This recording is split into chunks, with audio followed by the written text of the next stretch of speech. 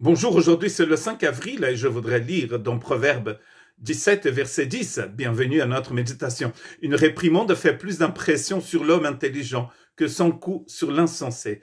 Être intelligent, être sage ici et de recevoir cette réprimande. Proverbe chapitre 9, verset 8 dit ceci: « Ne reprends pas le moqueur de crainte qu'il ne te haïsse. Reprends le sage et il t'aimera. » Reprends le sage et il va t'aimer. Pourquoi il va t'aimer? Parce que le sage, quand il est, d'ailleurs, le fait même qu'il soit sage va l'aider à grandir. Et quand il fait quelque chose qu'il ne faut pas, quand il reçoit donc une exhortation, il va l'accepter, il va l'aimer parce qu'il est considéré comme une personne sage. Et une personne sage, elle comprend aussi qu'elle a besoin de changer. Et quand il y a quelque chose qui ne va pas dans notre vie, nous recevons cette réprimande, cette exhortation remplie d'amour de la part du Seigneur. Et parfois, il va utiliser des personnes. Donc, nous sommes très heureux de pouvoir changer, de pouvoir aller plus loin, de pouvoir marcher un peu plus vite peut-être avec le Seigneur. Parce qu'il y a des choses qui vont nous encombrer, n'est-ce pas, qui vont nous empêcher d'avancer. Hébreux chapitre 12 nous parle des péchés, mais nous parle aussi des poids. Ce sont des choses lourdes que nous portons et qui vont nous empêcher d'avancer.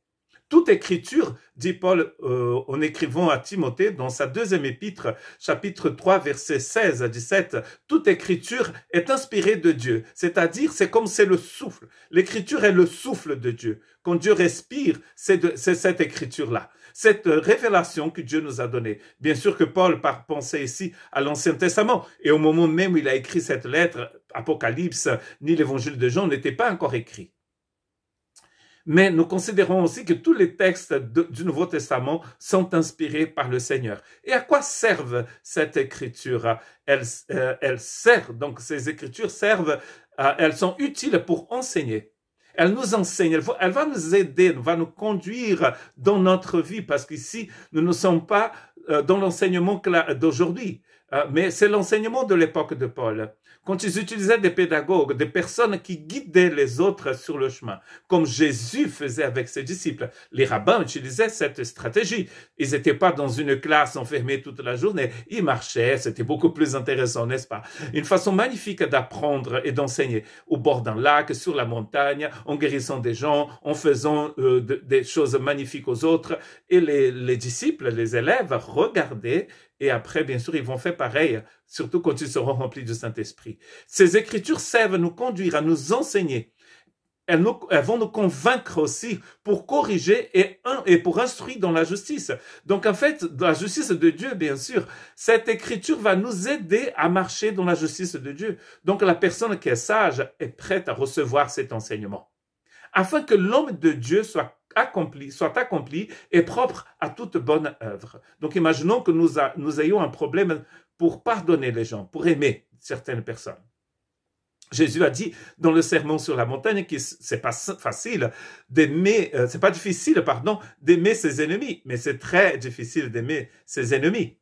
Parfois, il y a des personnes que nous considérons comme des ennemis et nous avons du mal à les aimer. Les Écritures vont nous exhorter à nous aimer les uns les autres, à nous pardonner, à aimer les ennemis. Et donc cette exhortation va nous aider, va conduire notre vie sur ce chemin du Christ. C'est un chemin d'amour et de pardon. C'est ce que Paul est en train de dire aussi. Elle est utile à nous enseigner, à nous conduire sur le chemin, à nous apprendre à marcher dans la justice de Dieu, afin que l'homme de Dieu soit accompli et propre à toute bonne œuvre, aux œuvres de Dieu, à ces œuvres que Dieu a préparées pour nous. Donc, si vous êtes sage et si vous recevez l'instruction du Seigneur, si vous recevez une exhortation, vous allez être heureux. Vous allez aimer cette exhortation parce qu'elle sert à changer votre cœur, à vous aider à marcher sur le chemin de justice du Seigneur. Que Dieu vous bénisse.